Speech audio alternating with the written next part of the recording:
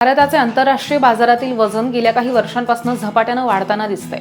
भारतातील उद्योजक क्षेत्राच्या आर्थिक वाढीसाठी मोठं योगदान देत आहेत, ज्यामुळे 2030 पर्यंत भारत जगातील तिसरी सगळ्यात मोठी अर्थव्यवस्था म्हणून उदयास येईल.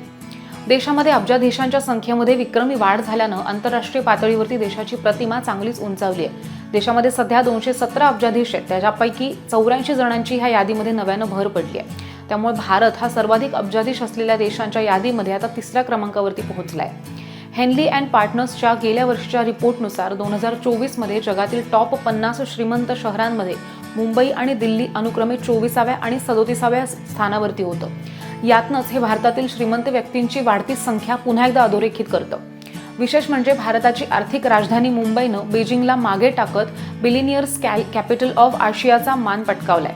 यासह मुंबईमध्ये सर्वात वेगानं वाढत असलेलं बिलिनियर्स हब ठरतंय.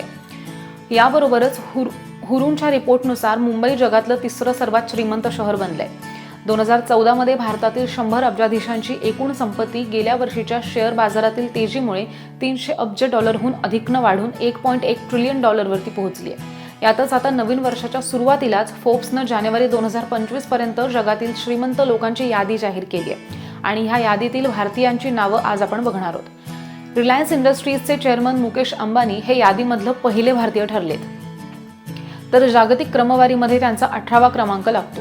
नुकत्याच आलेल्या आर्थिक अहवालानुसार रिलायन्स इंडस्ट्रीज ही कंपनी उत्पन्नाच्या बाबतीमध्ये भारतातील सर्वाधिक नफा कमावणारी कंपनी ठरली आहे. तर भारतीय महिला अब्जाधीशांच्या यादीमध्ये सावित्री जिंदाल आणि फॅमिली ह्यांचा देशातील सर्वात श्रीमंत महिला असल्याचं जाहीर झालंय.